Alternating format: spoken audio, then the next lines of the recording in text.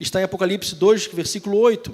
Ao anjo da igreja de Esmirna escreva: estas coisas diz o primeiro e o último, aquele que estava morto e tornou a viver. Conheço a tribulação pela qual você está passando, a sua pobreza, embora você seja rico, e a blasfêmia daqueles que se declaram judeus e não são, sendo isto sim sinagoga de Satanás. Não tenha medo das coisas que você vai sofrer. Eis que o diabo está para lançar alguns de vocês na prisão, para que vocês sejam postos à prova e passem por uma tribulação de 10 dias. Seja fiel até a morte, e eu lhe darei a coroa da vida. Vamos falar juntos essa frase, irmãos? Seja fiel, e eu lhe darei a coroa da vida. Quem tem ouvidos, ouça o que o Espírito diz às igrejas. A igreja, ao vencedor, de modo nenhum, sofrerá o dano da segunda morte. Fala conosco, Senhor, através da Tua santa palavra. Ela tem toda a autoridade em nosso coração e em nossa mente. Em nome de Jesus oramos. Amém. Antes de a gente entrar no texto e a gente esmiuçar o texto, como todos nós juntos gostamos de fazer, vamos conhecer um pouquinho sobre essa cidade. Gente, eu não estou conseguindo falar essa palavra hoje. Esmirna, Senhor. Era uma cidade portuária. E naquela época, uma boa maioria das cidades portuárias, naturalmente, eram cidades prósperas. Porque por ali passava o comércio, então, naturalmente, eram cidades que circulava muito dinheiro. Esmirna era uma dessas cidades portuárias e prósperas. Mas a igreja que estava naquela cidade não era uma igreja rica. Olha que interessante. Ela estava num lugar de riqueza, uma cidade muito mais rica que todas as outras, mas a igreja gentia, a igreja de cristãos daquele lugar, não era uma igreja de posses. Era uma igreja, até os historiadores reafirmam isso, que não era uma igreja de expressão financeira, não era uma igreja de expressão política, era uma igreja simples. Provavelmente, talvez como a nossa, uma igreja pequena, uma igreja simples. Hoje, essa cidade Esmirna, ela se chama Izmir e está na Turquia. Então, não tem mesmo nome, mas está naquela região da Turquia. Esmirna significa mirra. Olha que interessante. Mirra é uma palavra que a gente não está acostumado a usar no nosso dia a dia, mas basta você lembrar os presentes que Jesus recebeu. Quem lembra? Ouro, incenso e mirra. A mirra é interessante pelo seguinte: para você extrair, a mirra é um perfume, é uma essência. Só que para você extrair a essência da mirra, você precisa esmagá-la. O processo para se tirar a fragrância é através de esmagamento. Profeticamente, era aquilo que aquela igreja iria passar. A igreja de Esmirna, que significava mirra, também estava prestes a passar por um esmagamento através das tribulações e das provações, e dali seria extraído a fragrância do verdadeiro cristianismo e do verdadeiro temor a Deus. O tema da nossa mensagem de hoje é: seja fiel até a morte. De igual forma, irmãos, a mesma coisa que aquela igreja de Esmirna estava sofrendo e iria começar a sofrer ainda mais a partir daquele momento, é o que acontece com toda a igreja de Jesus hoje. Em graus talvez um pouco maiores e menores, dependendo da região, mas ser igreja de Jesus necessariamente é ser perseguida. Veja comigo em 2 Timóteo 3,12, vai projetar aqui para a gente. Olha o que a palavra do Senhor diz em 2 Timóteo 3,12, testificando que para ser igreja de Jesus, necessariamente é sofrer perseguição. Na verdade, todos os que querem viver piedosamente em Cristo Jesus serão perseguidos. Ponto. Não tem negociação. Não é uma possibilidade. Talvez vocês... Não, irmãos... É assim. É assim que é. Não tem possibilidade de, nós somos igreja e o pessoal perseguido foi lá no passado. Não. Se você é igreja, você será perseguido. Em graus, repito, maiores ou menores, dependendo das regiões, é claro. Por exemplo, uma parte da igreja de Jesus está sendo severamente perseguida, por exemplo, em países como... Aliás, vocês sabem qual é o primeiro país que já está no ranking ali de perseguição há muitos e muitos anos? Alguém sabe? Coreia do Norte. A Coreia do Norte é interessante porque não é uma perseguição por causa da religião, mas uma perseguição por causa do comunismo severo que destrói qualquer tipo de religião e ainda mais o cristianismo. Agora, interessante que depois da Coreia do Norte, vem alguns países, eu não coloquei exatamente na ordem certinha, mas temos o Afeganistão e agora nos últimos dias, principalmente. Temos a Somália, a Líbia, Paquistão, Irã. E todos esses últimos países que eu citei, eles têm algo em comum. Alguém sabe?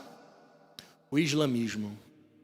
O islamismo, nós podemos aqui tirar um momento para falar depois sobre isso, mas em síntese também, uma das suas doutrinas é morte aos infiéis. E se você não sabe, você é um infiel, e eu também, segundo a doutrina do islamismo. Ou seja, cristãos nesses lugares têm que estar literalmente dispostos a morrer a qualquer momento. Agora, os islâmicos não estão longe do amor de Deus e da graça do Senhor. Temos o irmão Messias e tantos outros irmãos que trabalham especificamente com os povos árabes, e nós devemos amar e pedir estratégias do Senhor também para levar a palavra de Deus a esses povos. O fato é que ser cristão em países onde a maioria é islâmica, onde a religião oficial é o islamismo, significa necessariamente estar disposto e preparado para a qualquer momento, no mínimo, ser preso, torturado, ter os seus bens confiscados e muitas vezes até morto. Agora, você pode pensar, mas pastor, isso é muito longe da gente. Essas coisas acontecem lá do outro lado do mundo. Não, na América há perseguição. Vocês sabem qual é o país da América que mais persegue cristãos? Colômbia. Na Colômbia há uma severa perseguição a cristãos também, aqui pertinho da gente, na América. México também há perseguição a cristãos. E no Brasil, interessante, você pode talvez pensar assim no primeiro momento, no Brasil não há perseguição, e a gente precisa definir perseguição. Nós não temos uma perseguição no Brasil no sentido de morte. Se você for um cristão, você irá morrer. Não temos isso. Mas estamos começando e está aumentando de maneira muito rápida. Se você observar e entender espiritualmente tudo o que está acontecendo também no meio político, vocês vão ver que, acho que foi mês passado, um dos pastores de maior renome aqui no Brasil, Jorge Linhares, tive o privilégio de conhecê-lo pessoalmente, frequentei a sua igreja algumas vezes, lá em Belo Horizonte. Ele foi chamado no Ministério Público para depor, porque as crianças da escola cristã, que faz parte da igreja, fizeram um vídeo declarando que não concordavam com a ideologia de gênero. E por isso ele foi chamado para depor no Ministério Público. O que ele disse, quando ele foi lá, é que a família era o principal assunto daquela escola, que a Bíblia ensinava e que a igreja ensinava. Não estamos sofrendo perseguição de morte física, mas já estamos no Brasil sofrendo perseguição das nossas doutrinas e das nossas crenças. Se a igreja vai ser perseguida, não tem para onde correr. Sempre foi e sempre será assim. Agora, interessante, irmãos, é que a perseguição, e a gente não pode esquecer disso, é que ela sempre fez parte da igreja ao longo da história. Não teve um momento em que a igreja descansou. Aliás, se teve algum período de que a igreja descansou, certamente esse período fez a igreja se afundar. Porque a igreja de Jesus, ela é para ser perseguida o tempo todo. Simples motivo. A palavra do Senhor diz que nós somos forasteiros, que nós estamos num reino que não é nosso. A palavra do Senhor diz que Satanás é o Deus desse século, e cegou o entendimento de muitas pessoas, e o próprio Jesus o chamou de príncipe deste mundo.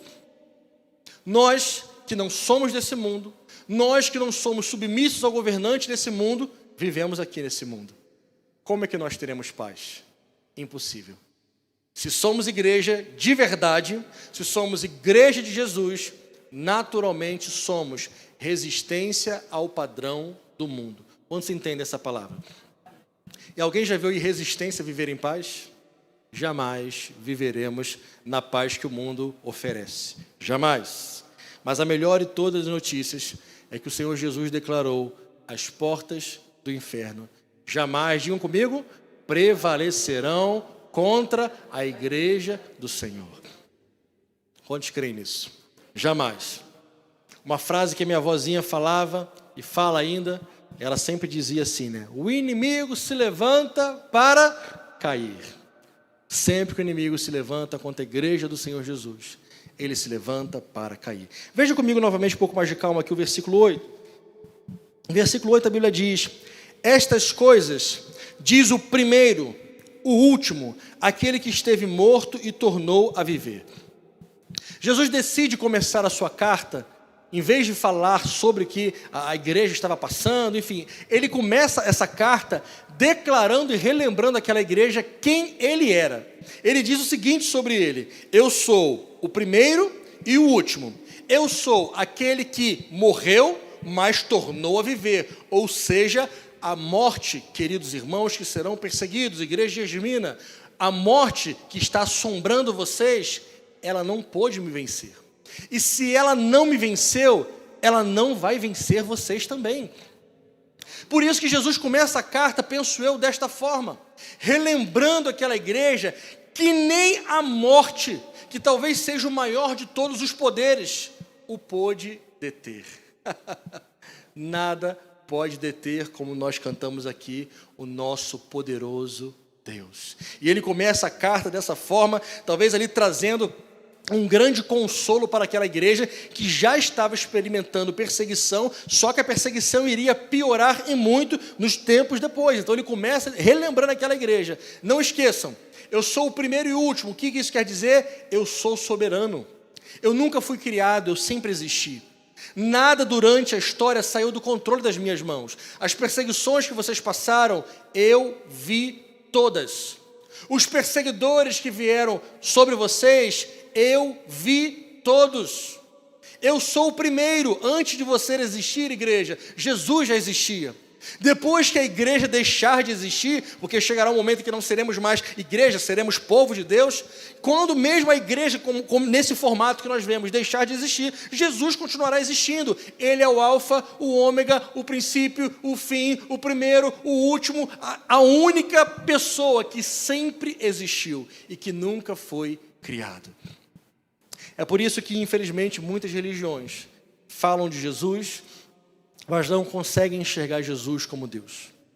Se nós pararmos para pensar, por exemplo, e não vamos fazer aqui ataque a nenhum tipo de religião de maneira alguma, claro que não, cada pessoa é livre para exercer a sua fé como quiser, obviamente, essa é uma das vantagens de um país laico, onde cada um pode exercer a sua fé. Mas se observarmos, por exemplo, as religiões que nós temos em nosso país, a grande maioria delas crê em Jesus. Só que crê em Jesus da seguinte forma: é um grande profeta, é um espírito iluminado, é um homem muito sábio, é um homem que evoluiu, e aí vem uma série de informações sobre Jesus completamente desconexas da palavra de Deus. Para nós, por causa da palavra, que aprendemos na palavra, Jesus não é apenas um simples profeta ou um espírito evoluído. Ele é o nosso Deus. Ele é o princípio de todas as coisas. Ele sempre existiu e sempre existirá. E por isso, igreja, mesmo que nós passemos por perseguição, porque passamos no passado, passamos no presente e passaremos no futuro. Isso é ser igreja. Nada foge do controle das mãos do nosso Senhor Deus Todo-Poderoso. Amém? Eu creio, irmãos, que os perseguidores, todos eles que perseguiram a igreja de Jesus, todos eles já passaram, mas Jesus continua vivo. O túmulo de todos os perseguidores da igreja está lá com a lápide, com o nome, mas lá no túmulo do nosso Senhor Jesus ele está vazio, porque ele está vivo. As igrejas que foram destruídas na China, e se vocês observarem e verem as notícias, de pouco tempo para cá, muitas igrejas na China foram derrubadas. Igrejas que tinham cruz, como a nossa que temos aqui, foram mandadas tirar a cruz, e quando não tirava, derrubava-se aquela igreja. Pastores foram presos, líderes de igreja foram confiscados seus bens. Na China isso tem acontecido. E sabe o que acontece com a igreja lá na China? Ela não para de crescer. Quanto mais persegue, mais a igreja do Senhor Jesus cresce. As igrejas destruídas na China, as agressões, as prisões, as torturas, os interrogatórios, os confiscos de bens, as expulsões de família que ocorrem no mundo todo não passam despercebidas por Jesus. Ele é soberano, ele vê tudo, ele sabe de tudo e o principal, tudo o que acontece tem a sua permissão. Por mais que isso, quando nós estamos sofrendo perseguição, a gente não consegue enxergar isso. A gente só sente dor. Alguém aqui na hora de dor consegue pensar em outra coisa? Não, na hora da dor nós só pensamos em dor. Então a gente não consegue refletir naquele momento e crer que Deus está no comando, mas na hora da dor, Ele continua sendo Deus da mesma forma. Nós somos aqueles que perdemos o controle das coisas. Algum de vocês consegue imaginar o nosso poderoso Deus colocando as mãos em sua cabeça e dizendo: o que farei? Essa situação saiu do meu controle.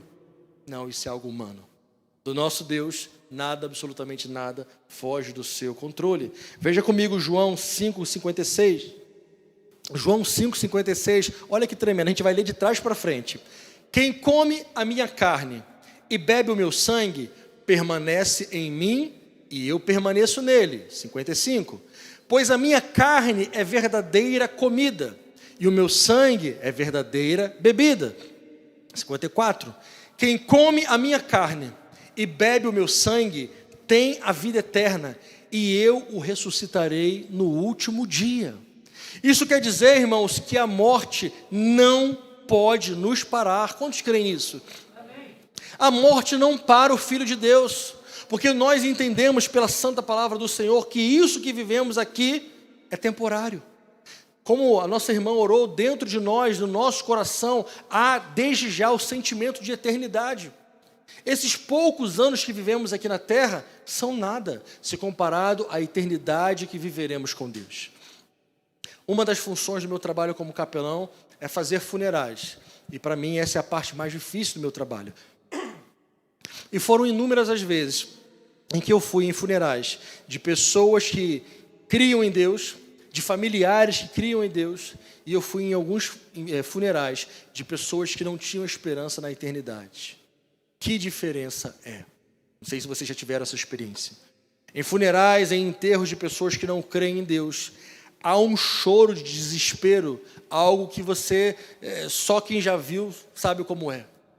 Em funerais onde pessoas que faleceram e familiares creem que essa vida não é o fim, é óbvio que há choro e há tristeza, mas é completamente diferente. No meio daquele momento de profunda dor, aquelas pessoas conseguem orar, cantar, adorar a Deus, olhar para o alto e agradecer pelo tempo de vida que teve com aquela pessoa, porque elas entendem que aquilo não é o fim. Agora, a pessoa que não crê nisso, que tristeza profunda é saber que na cabeça delas, morreu, acabou. Nós entendemos que não é assim. Quando nós morremos, a palavra do Senhor diz que se tivermos Jesus dentro de nós, Ele mesmo nos ressuscitará no último dia. Veja aqui agora também 2 Timóteo 2,11. 2 Timóteo 2,11, a palavra do Senhor diz: fiel é esta palavra. Se já morremos com Ele, também viveremos com Ele. E se perseverarmos, também com Ele reinaremos. Para nós, irmãos, nós não podemos esquecer que qualquer perseguição que passemos nessa terra, a perseguição não é o fim em si. Muitas vezes a perseguição é um instrumento de Deus para aparar as nossas arestas e para nos fazer mais dependentes dEle. Sabe quando o povo aqueles primeiros discípulos, eles literalmente obedeceram ao mandamento de Jesus de sair pela Judéia, Samaria e os confins da terra? Foi quando veio a perseguição, porque antes da perseguição, eles estavam confortáveis em Jerusalém. Todo mundo tranquilo em Jerusalém, todo mundo junto, todo mundo tinha tudo em comum, maravilhoso. Só que a ordem não era ficar o tempo todo com tudo em comum. A ordem era estabelecer ali a igreja, naquele lugar, e ir expandindo. Eles não fizeram. Veio a perseguição e aí eles foram espalhando o evangelho para onde eles fossem. Muitas vezes as perseguições Deus permite, porque algo em nós precisa ser trabalhado. Trazendo e aplicando isso para nós agora. Se porventura você está sendo perseguido no seu trabalho, na sua família, na sua rua, no seu bairro, seja onde for. Antes de ficar com raiva daquela situação, para, respira, ora e diz: Senhor, o que eu preciso aprender nisso? Tem algo que eu preciso aprender que eu não estou enxergando. Quando nós estamos debaixo de perseguição severa, naturalmente, não conseguimos enxergar no primeiro momento, porque estamos sentindo dor. E quem sente dor não consegue pensar em outra coisa. É por isso que nós precisamos do discernimento de espírito. Senhor, Perseguição está doendo, estou sentindo dor, mas me ajuda a enxergar o que o Senhor quer me ensinar no meio dessa perseguição. Foi assim que os cristãos daquela época cresceram. Veja comigo Apocalipse 5, 9 e 10, eu amo esse trecho da Bíblia. Apocalipse 5, versículo 9. Cantavam um novo cântico dizendo: digno és de pegar o livro e de quebrar os selos, porque foste morto e com o teu sangue compraste para Deus todos os que procedem de toda tribo, língua, povo e nação.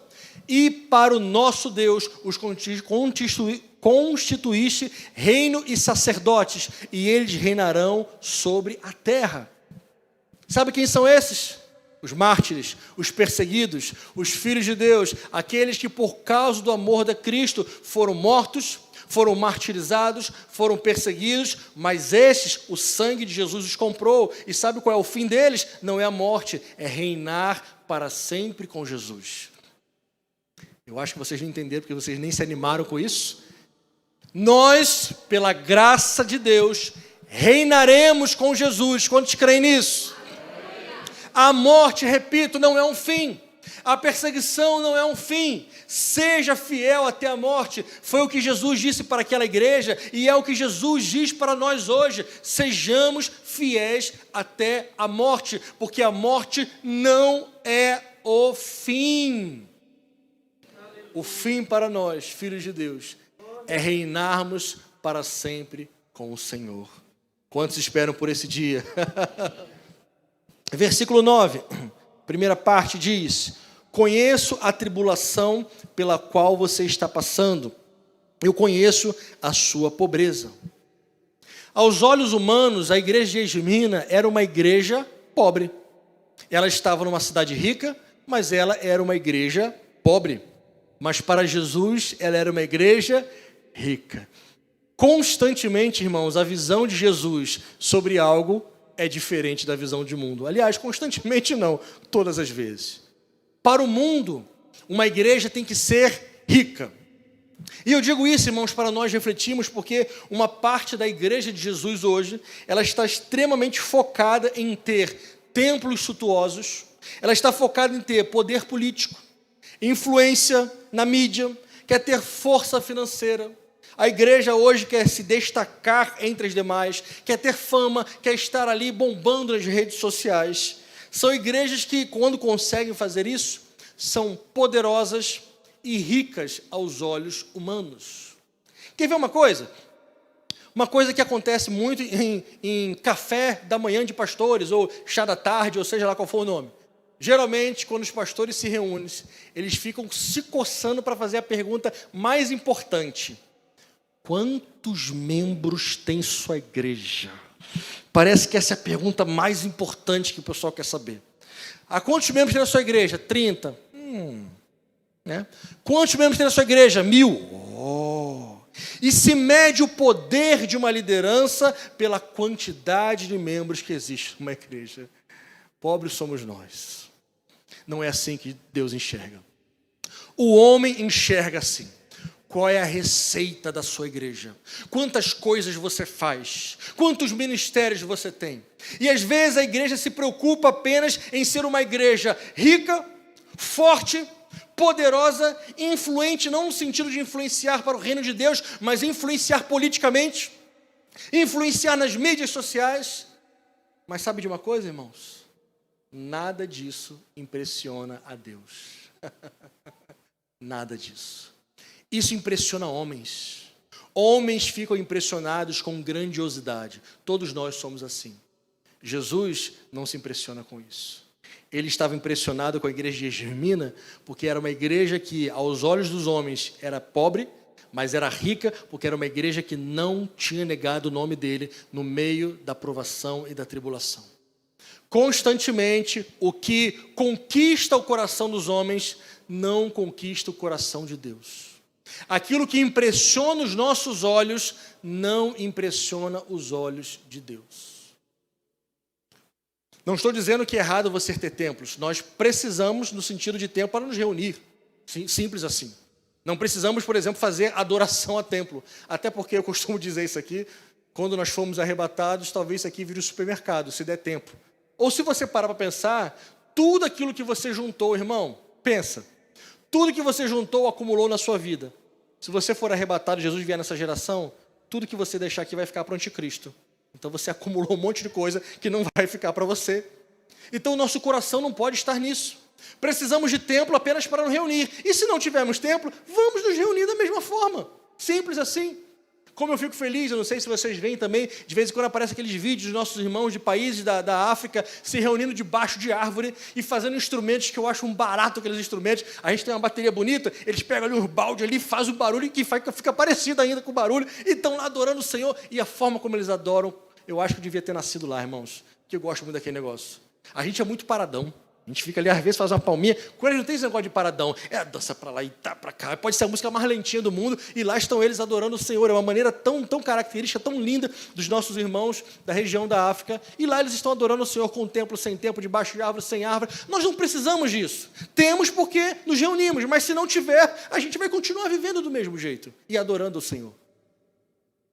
Infelizmente, uma parte da igreja de Jesus, repito, está contaminada com esse mesmo desejo da igreja de Laodiceia, que é a 7ª igreja que a gente vai ver. Era uma igreja que se achava rica, mas Jesus disse para ela o contrário da igreja de Esmina. Jesus disse para ela, você acha que é rica, mas na verdade você é pobre, cega e nua. Que Deus tenha misericórdia de nós para que jamais ouçamos isso. É muito melhor nós ouvirmos do Senhor Jesus, que nós somos pobres aos olhos dos homens, mas pela graça dele somos ricos e cheios do Espírito Santo de Deus. Amém?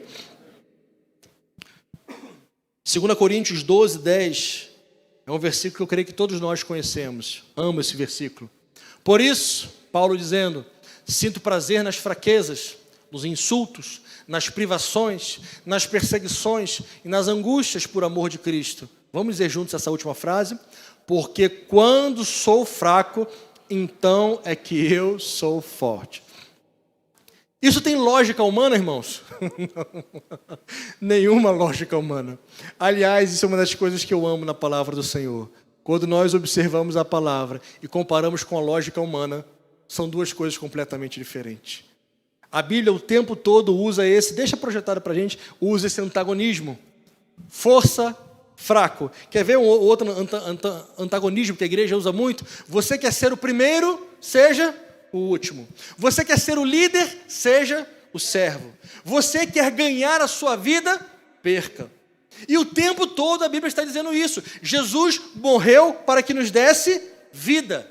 Então esse antagonismo aos olhos humanos, ele está presente na Bíblia o tempo todo. Quando somos fracos, então é que somos fortes. Mas, infelizmente, uma parte da igreja de Jesus riscou esse versículo e busca apenas força institucional. Porque com a força institucional, você consegue fazer muitas coisas, muitas alianças, muitos conchavos, mas o poder de Deus vai se esvaindo e daqui a pouco uma igreja tem força política, mas não tem mais poder de Deus. Eu não estou dizendo, irmãos, que nós não podemos crescer e influenciar também na área política. Eu creio que nós podemos, sim, mas esse jamais deve ser o foco da igreja. O foco da igreja deve ser sempre ser cheia do poder de Deus. Sempre trazer a presença de Deus, ser relevante na sociedade onde está presente, mas não através de conchavos, não através de toma lá da cá, mas através da pregação da palavra de Deus genuína, através da pregação do evangelho genuíno, não mercantilizado, mas do verdadeiro evangelho de Jesus. Vocês estão me olhando com cara de assustado, hein, gente? Puxa vida, né? Tá tudo bem até aí? Tranquilo? Sei lá, né? Vocês estão meio... Né? A palavra do Senhor diz agora aqui na segunda parte do versículo 9. A blasfêmia, conheça a tribulação pela qual você está passando, a sua pobreza, embora você seja rico, e a blasfêmia dos que se declaram judeus e não são, sendo isso sim, sinagoga de Satanás. Irmãos, é o próprio Jesus que está falando, e ele está citando algo que acontecia lá naquele lugar. Pessoas que se declaravam judeus, mas na verdade não eram, e na verdade o que Jesus estava dizendo sobre eles é que eles eram, em vez de ser uma sinagoga ali, de um lugar onde se pregava a Torá, se pregava a Tanakh, se falava sobre Deus, na verdade era o contrário, era a sinagoga de Satanás. Sabe o que isso quer dizer, aplicando para a nossa vida? Que a perseguição muitas vezes não é só externa, às vezes é uma perseguição interna. Quando igrejas brigam entre si, Quando pessoas dentro de uma mesma igreja perseguem umas às outras, por incrível que pareça. Infelizmente, irmãos, há ainda o risco doutrinário, de engano doutrinário, em muitas igrejas. Às vezes, o risco doutrinário vem até através de músicas. Tem uma coisa que eu faço, às vezes o pessoal do louvor fica meio bravo comigo, mas eu acho que a gente já se acertou. Toda lista de músicas que os nossos ministros de louvores fazem, eu sempre peço, manda para mim antes. Deixa eu ver que músicas são que nós vamos cantar. Não porque eu sou dono da verdade, mas nem de perto isso. Mas eu pego as letras, avalio as músicas, penso sobre elas, penso se a igreja canta aquelas músicas. Porque muitas vezes, muitos enganos doutrinários entram na igreja, se a gente não vigiar, através de canções, através de novos moveres, através de novas revelações. Irmãos, quem me conhece sabe, eu sou cristão pentecostal, creio no mover, creio na revelação, creio em tudo que a Bíblia diz que é para crer. Mas, ao mesmo tempo, o alicerce da minha vida é a palavra. E se aparecer algum mover novo que não tiver nada de palavra, fica longe para lá, que eu não quero nem papo. E ao longo dos anos, várias novas revelações e vários novos moveres foram acontecendo. E às vezes muitos cristãos, ao olharem para a Bíblia, chegaram à seguinte conclusão: na Bíblia é sempre a mesma coisa, né? Não muda. Tem um pessoal ali que está com umas novidades ali, que eu vou lá ver o que está acontecendo ali. Se eu falar isso, alguns de vocês não vão acreditar. Alguns anos... Vão sim, porque, né? Creio que vão, né? Alguns anos atrás, passando lá em Manaus, eu morei lá, passei numa igreja onde tinha a seguinte faixa: venha conhecer a pastora que tem visão de raio-x. Uma placa, uma faixa escrito assim. Eu estava não lembro se estava no carro, no ônibus, eu parei. Eu falei, cara, deve ser alguma pegadinha, não pode ser verdade isso, né? Mas era, porque a temática daquela igreja é que quando você chegava ali, alguém ia revelar o seu CPF, a sua identidade. Eu falei, tá, mas qual o propósito? É só eu olhar minha CPF e identidade, né? Mas aquilo atraía muitas pessoas. A visão do raio-x atraía muitas pessoas. Mas talvez se fosse colocada a seguinte placa: venha ouvir o evangelho da velha Bíblia, o mesmo de 2000 anos atrás. Eu não sei se atrairia muitas pessoas. Porque muitas vezes as pessoas querem novidade e não importa se for extra-bíblica, desde que seja novidade. O que Jesus estava dizendo para a igreja de Esmirna era o seguinte: eu sei de tudo que você passa, e ainda assim tem pessoas aí que blasfemam, que trazem ensinos errados, que trazem doutrinas erradas. Para a igreja de Éfeso, Jesus falou a mesma coisa, mas ele elogiou, ele falou: eu conheço a apologética de vocês, eu sei que vocês denunciaram aqueles que se declararam como apóstolos e não são, e isso eu conheço, eu admiro em vocês, mas vocês deixaram o primeiro amor. Então não adianta nada apologética, fervor doutrinário, sem amor. Simplesmente perde todo o sentido. Olha o que diz 2 Timóteo 3, versículo 1. 2 Timóteo 3, versículo 1. Você precisa saber disso. Nos últimos dias sobrevirão tempos difíceis, pois os seres humanos serão egoístas, avarentos, orgulhosos, arrogantes, blasfemadores, desobedientes aos pais, ingratos, ímpios, sem afeição natural, implacáveis, caluniadores, sem domínio de si, cruéis, inimigos do bem, traidores, atrevidos, convencidos, mais amigos dos prazeres do que amigos de Deus. Agora observe: tendo forma de piedade, mas negando o poder dela. Timóteo, fique longe também dessas pessoas. Nos últimos dias, e obviamente nenhum de nós poderia afirmar qual a data que Jesus voltaria. Infelizmente, muitas pessoas já tentaram fazer isso ao longo da história e, obviamente, todas erraram. Nós não podemos afirmar, claro que não, quando Jesus voltará, mas nós podemos ver pelos sinais que tudo que a Bíblia falou que queria acontecer, a volta de Jesus não precisa nada mais se concretizar primeiro para que a volta de Jesus aconteça. O arrebatamento pode acontecer a qualquer momento. Creio com todo o meu coração que nós vivemos nos últimos dias e óbvio que eu jamais afirmarei a data da volta de Jesus. Claro que não. Esses dias minha filha me procurou lá e mostrou lá: olha aqui, pai, no TikTok, um menino que diz que Jesus vai voltar até 2048. Eu falei, oh meu Deus do céu, Senhor. Eu sentei, mostrei para ela o texto da Bíblia e ela ficou com o olhão arregalado, porque eu acho que ela nunca tinha lido aquele texto. E ela disse, pai, a Bíblia está dizendo que só Deus Pai sabe a hora. Eu falei, pois é, minha filha, está escrito aí, você crê? Eu creio, pai. Mas se eu não tivesse mostrado aquilo para ela, talvez ela ia ficar com aquilo na cabeça. Até 2048 Jesus vai ter que voltar, porque alguém lá no TikTok disse isso. Mas, irmãos, tendo forma de piedade, infelizmente, junto com a igreja de Jesus, tem pessoas que têm uma aparência de piedade, pessoas que têm uma vida exterior de piedade, mas no fundo não tem nada de piedade. Tem uma parábola, que nós não vamos ler toda, porque você já deve conhecer, mas Mateus 13:30, fala sobre, por exemplo, a parábola do joio e do trigo. O que a gente precisa lembrar e jamais esquecer dessa história é que quem sonda os corações é Deus. Nós não temos esse poder de sondar os corações. É Ele quem fará distinção entre quem é realmente filho de Deus ou não. Como é que, por exemplo, eu apliquei isso na minha vida? Nisso você tem todo o direito de pensar igual ou discordar e a gente continua amigo, não tem problema. Nós aqui na capela, por exemplo, tomamos uma decisão de aqueles que vão participar da Santa Ceia não necessariamente precisam ser batizados. Porque eu entendo que a Bíblia nunca falou que só pode ceiar quem é batizado, mas a Bíblia mostra que Jesus, quando fez a Santa Ceia, fez com seus discípulos. Então, participa da ceia quem é discípulo em nosso entendimento. Eu não consigo me imaginar, por exemplo, daqui de cima, olhando ali, deixa eu ver, Vitor. Vitor pode ceiar. Marcos não pode ceiar, não. Deixa eu ver a Shirley. A Shirley pode. Wesley, acho que não. Deixa eu ver aquele... Não consigo me imaginar, vocês nunca vão ver nenhum de nossos pastores fazendo isso. Você pode? Não, você não pode, não. Você acha que pode, deixa eu ver, mais ou menos. Por que não? Porque não somos nós que faremos a distinção entre realmente quem é servo de Deus ou não. Por exemplo, no tocante à Santa Ceia, a Bíblia diz de maneira muito clara, examine-se. Não examine o outro, examine-se. E cada um vai examinar-se, e a Bíblia diz, se comer o corpo, se comer naquele momento, sem discernir o corpo, então será réu do sangue. Não será eu que avaliarei, ou qualquer liderança. Esse é o nosso entendimento. Se você quiser pensar diferente, você tem toda a liberdade do mundo, vamos de mãos dadas juntos para o céu, sem problema nenhum.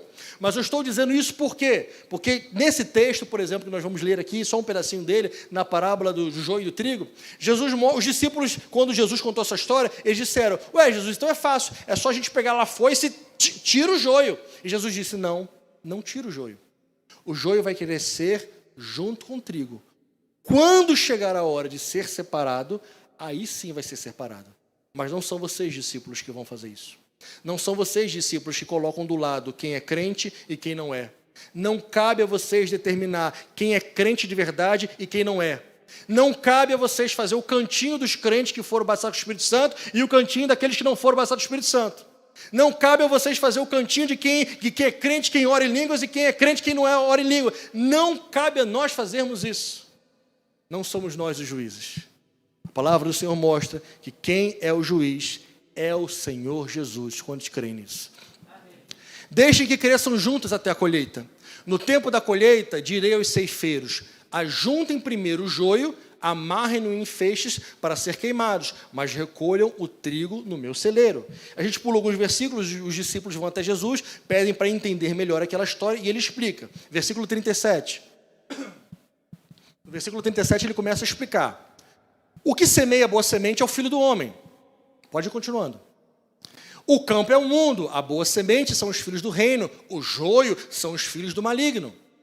O inimigo que semeou é o diabo, e a colheita é o fim dos tempos, e os ceifeiros são os anjos. Pois assim como o joio é colhido e jogado no fogo, assim será no fim dos tempos. O Filho do Homem mandará os seus anjos, que ajuntarão do seu reino todos os que servem de pedra de tropeço e os que praticam o mal. E os lançarão na fornalha acesa, ali haverá choro e ranger de dentes. Então os justos resplandecerão como o sol no reino do seu Pai. Quem tem ouvidos para ouvir, ouça. Voltando aqui para Apocalipse, Jesus disse para aquela igreja, eu sei que vocês passam por provação, por tribulação, eu sei disso tudo, e eu também sei que além da perseguição externa, tem a perseguição interna, daqueles que têm aparência de piedade, mas negam o poder e eficácia da piedade, é o joio crescendo junto com o trigo, mas somente Jesus é quem fará essa distinção no fim dos tempos. Não cabe a nós fazermos essa distinção no nosso padrão humano. Até porque, irmãos, o nosso padrão humano, ele é extremamente errôneo. Como nós não conhecemos os corações, nós tendemos a achar que mais santo é aquele que fala bem, é aquele que ora bem, é aquele que se veste bem, é aquele que oferta mais, é aquele que faz alguma coisa diferente. Então a gente tem a tendência de achar que essa pessoa é mais crente do que a outra que está ali só no cantinho orando. Porque para a gente, se não aparece, não é tão crente quanto o outro. Deus tem misericórdia do nosso coração. A Bíblia diz que nosso coração ele é enganoso e desesperadamente corrupto. Se não fosse a graça, nenhum de nós estaria aqui, não é verdade? Pastor, essa pregação de hoje está muito assim, né? Vamos botar mais para cima, né? Botar mais alegre aí, né? Aqui no versículo 10 e versículo 11. Não tenha medo das coisas que você vai sofrer. Eis que o diabo está para lançar alguns de vocês na prisão, para que vocês sejam postos à prova e passem por uma tribulação de 10 dias. Vamos dizer juntos? Seja fiel até a morte, e lhe darei a coroa da vida. Quem tem ouvidos, ouça o que o Espírito diz às igrejas. O vencedor, de modo nenhum, sofrerá o dano da segunda morte. Essa tribulação de 10 dias que a palavra diz, nenhum de nós pode com exatidão dizer o que ela queria dizer com 100% de certeza. Por quê? Porque nós não estávamos naquele momento e a Bíblia não tem outros trechos da Bíblia que afirma com clareza o que são esses 10 dias. Mas alguns estudiosos, e são bastante os estudiosos que creem também dessa forma, creem que essa palavra que Deus estava trazendo para Esmina era também um período que a igreja passou entre 100 a 313 depois de Cristo. Esse período que, além da igreja de Esmina, mas a igreja como um todo passou, foi um período de perseguição absurdamente intensa, mais do que qualquer outro perigo. Esse período, literalmente, os cristãos eram jogados na arena, eram comidos por leões, os cristãos eram queimados como tochas vivas. Nero, por exemplo, queimava os cristãos para fazer deles luminárias. Então, esses 200 anos de perseguição foram uma perseguição absurdamente intensa. E olha que interessante, foram 10 os governantes romanos que perseguiram os cristãos um atrás do outro. Domiciano, Trajano, Adriano, Marco Aurélio, Severo, Máximo, Dácio, Valeriano, Aureliano e Diocleciano. Diocleciano também perseguiu os cristãos por 10 anos. Então nós não sabemos se exatamente esses 10 dias que Jesus traz faziam uma referência ou uma alusão a esses 10 perseguidores e a esse último, por exemplo, perseguindo por 10 anos. Podemos afirmar? Não, não podemos afirmar. É claro que não. É uma possibilidade. Agora, o que nós podemos afirmar e que a Bíblia diz é o seguinte: ao vencedor, aquele que vencer, esse não sofrerá o dano da segunda morte. Jesus falou a mesma coisa para a igreja de Éfeso. O vencedor. Sabe o que isso quer dizer, irmãos? Que haverá aqueles que não vencerão. Mais uma vez, quem é que vai determinar quem vai vencer ou não? Somos nós? Nem de perto. É por isso que a palavra do Senhor diz que a salvação ela é individual. A salvação não é do pequeno grupo. A salvação não é do cônjuge. A salvação não é da família. A salvação não é da igreja. A salvação ela é individual. Nenhum de nós tem o poder e a autoridade de dizer: este vai vencer, este não vai vencer. Quer ver uma coisa que as pessoas fazem muito? Talvez por ignorância ou enfim. E aquela pessoa ali morreu, direto para o inferno. Aquele ali, morreu, já foi direto para o inferno.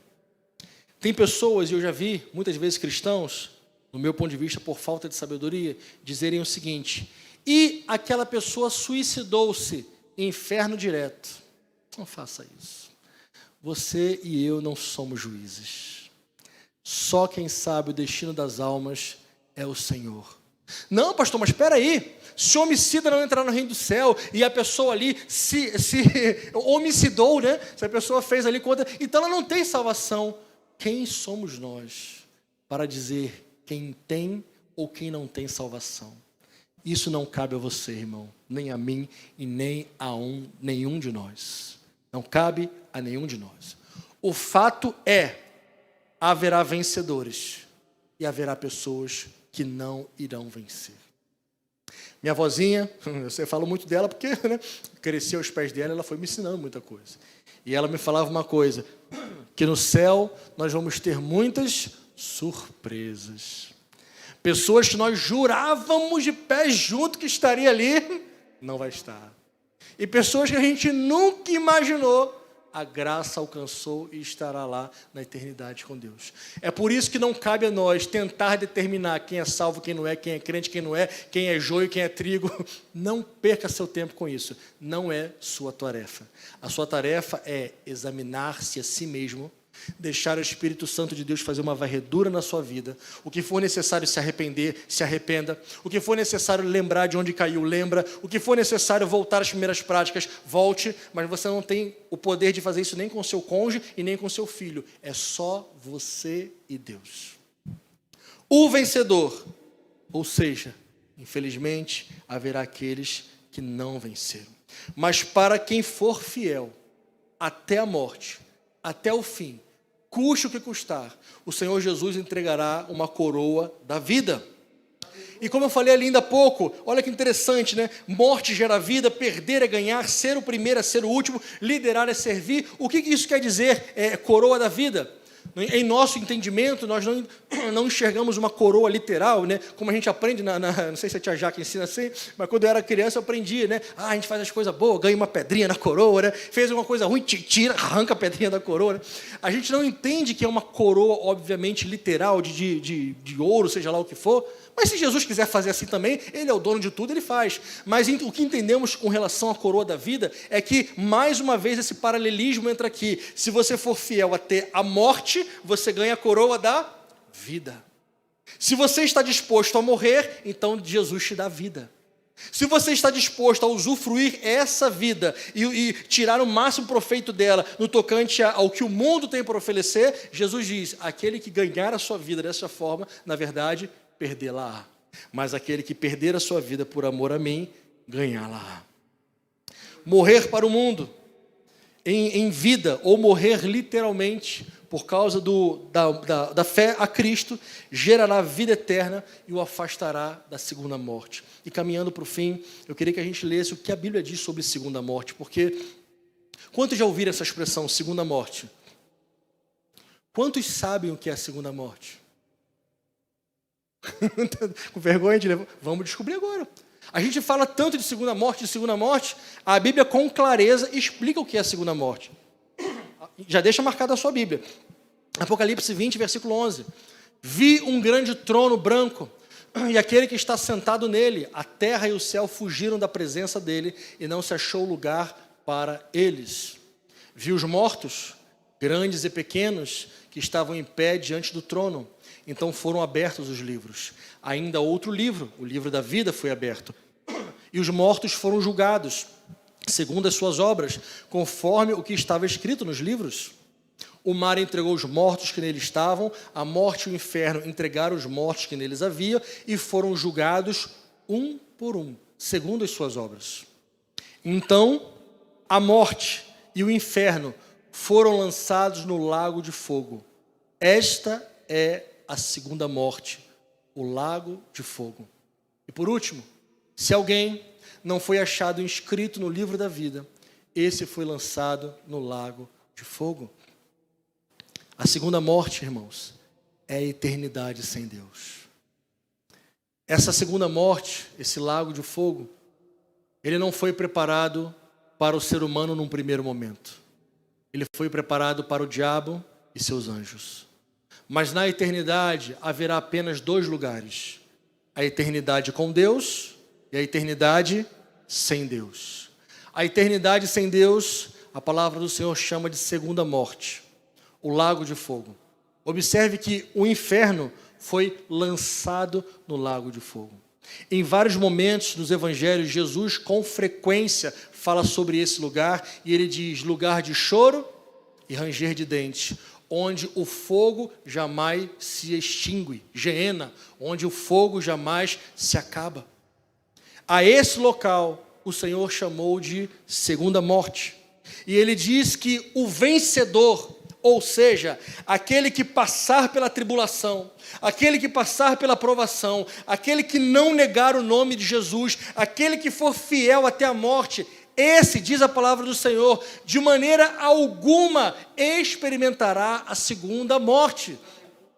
Observe que a palavra do Senhor não disse aquele que deu muita oferta, aquele que foi bem quisto por todo mundo, aquele que orava bem, que cantava bem, que pregava bem, que tocava bem. Nada disso será avaliado. O que é avaliado neste momento é aquele que for fiel até o fim. Isso quer dizer também, irmãos, que muitos, pelo meio do caminho, vão deixando a sua fidelidade ao Senhor, por muito menos. Que Deus tenha misericórdia de todos nós, porque aqui o que Jesus estava dizendo para eles é que eles deveriam ser fiel até a morte. Mas hoje, em nossa geração, em nossa cidade, aqui em nosso bairro, enfim, onde nós vivemos, por muito menos pessoas deixam de ser fiéis ao Senhor. Tem pessoas que largam o Senhor até sem provação. Tem pessoas que largam o Senhor, por incrível que pareça, por causa de outras pessoas. O pastor não me deu um abraço. O irmão virou a cara para mim. O outro falou mal de mim. O outro pisou no meu pé. E por causa disso, largam o Senhor. Deixam de ser fiel ao Senhor. Não cabe a nós, obviamente, irmãos, julgar ou fazer uma escala de força. Aquela pessoa é fraca ou forte. Não cabe a nenhum de nós fazer isso. Cabe a nós intercedermos, irmos buscar essas pessoas, orarmos, discipularmos e pedirmos ao Senhor graça e misericórdia sobre nós e sobre os nossos irmãos. Eu quero terminar, irmãos, dizendo o seguinte, para todos nós: avalie o custo de seguir a Cristo. Que todos nós avaliemos o custo de seguir a Cristo. Inclusive Jesus, quando ele fala sobre a parábola do construtor, ele diz o seguinte: qual é a pessoa que não faz uma avaliação antes de começar a construir uma casa? Jesus disse que aquela pessoa que começa a construir uma casa sem avaliar, ela não vai conseguir construir e vai passar vergonha na frente de todo mundo. Sabe em que contexto Jesus diz isso? No mesmo contexto de que avalie se você quer ser meu discípulo ou não. Pode parecer, irmão, que essa palavra talvez seja muito pesada, muito forte, mas, irmãos, é a palavra de Deus. Sem invencionices, sem achismos, sem maquiagem para ficar mais legal. Eu tenho pensado muito sobre isso ao longo dos anos. Eu sou pastor há 16 anos, 15 ou 16 anos. E nessa trajetória eu fui aprendendo e vendo que às vezes as pessoas talvez sempre gostam de palavras que massageiem o ego, para lembrá-las que elas são fortes e poderosas e podem vencer, conquistar, ter o melhor carro, a melhor casa, o melhor emprego, o melhor salário, o melhor tudo. É quase um coach gospel, né? Mas ao mesmo tempo eu fui entendendo ao longo dos anos que o que nós precisamos não é crescer dessa forma, mas sim descer. Descer à casa do oleiro, descer aos pés do Senhor. Se observarmos todos aqueles que acharam graça perante Jesus, faça uma lembrança. Foram aqueles que se prostraram. Foram aqueles que adoraram o Senhor prostrados. Aquela mulher que derramou o bálsamo sobre Jesus, enxugou com seus cabelos, ela estava prostrada. Maria, quando ouviu do Senhor Jesus, que tinha escolhido a boa parte, ela estava aos pés de Jesus. E tantos outros homens e mulheres foram transformados quando estavam aos pés de Jesus. Paulo foi transformado quando da sua altivez ele caiu no chão. E foi no chão que Jesus falou com ele: Paulo, por que você me persegue? O grande altivo Paulo, que mandava aprender, que fazia acontecer, agora cego, jogado ao chão, é ali que ele tem um encontro com o Senhor Jesus. E quando ele foi levantado dali, ele teve a vida completamente transformada. E pela misericórdia de Deus transformou a vida de inúmeras pessoas. Isso quer dizer para nós, irmãos, avaliemos o custo de seguir a Cristo. Se ao avaliar, chegarmos à conclusão que não estamos dispostos a pagar esse custo, com todo o temor e tremor a Deus diante do meu Senhor, eu te digo, não perca seu tempo. Siga o Senhor Jesus, se apenas você estiver disposto a pagar o custo de servir a Jesus. Não engane a si próprio. Não se engane. Siga Jesus, se você estiver disposto a dar a sua vida por Ele. Pastor, eu não tenho forças para isso, humanamente falando. Eu também não, irmão. É a graça, é a misericórdia, é o favor de Deus. Mesmo que nós sejamos infiéis, diz a palavra, o Senhor continua sendo fiel. Mesmo que Davi errasse como errou tanto, quando Deus olhou para ele, ele viu o coração de Davi, arrependido, prostrado, e disse: Davi, você é um homem segundo o meu coração. Você é um cara complicado, você já aprontou muitas coisas terríveis, mas o seu arrependimento move o meu coração. Você é um homem segundo o meu coração.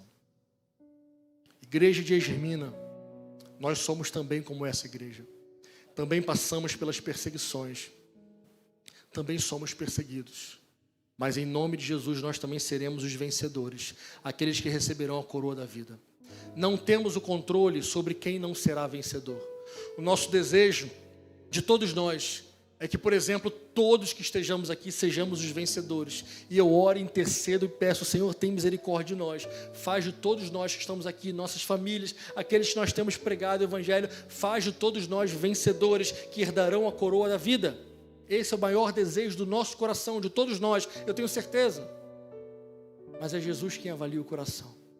E se Ele olhar para nós e não ver sinceridade, se Ele não ver realmente o desejo de nós o servirmos com todo o nosso coração, talvez possa ser que não tenhamos alguns vencedores. É só Ele quem determina quem de verdade são os vencedores. Ser fiel até a morte é uma decisão. Eu queria que você dissesse essa frase comigo para você jamais esquecer dela. Ser fiel até a morte é uma decisão. Vários foram os mártires ao longo da história.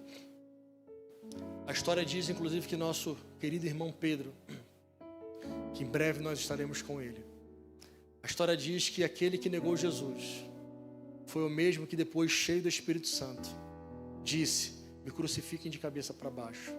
Eu não tenho a honra de ser crucificado como o meu mestre Jesus.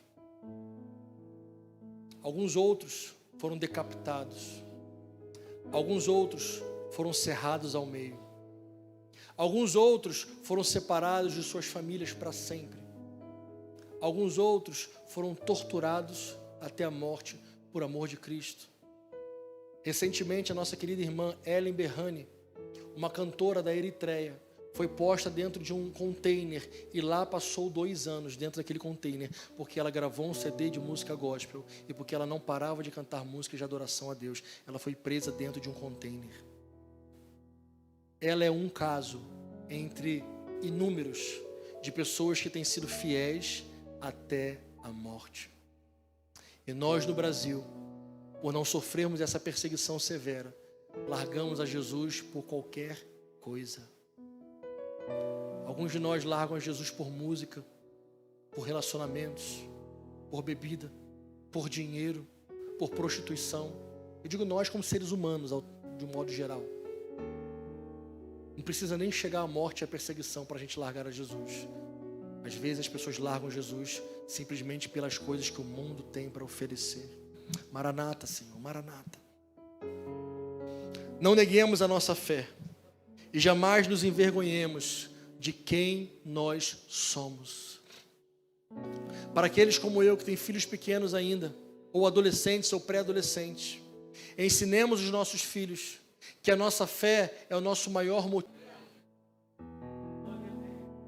Cristão foi um termo pejorativo que deram aos primeiros discípulos.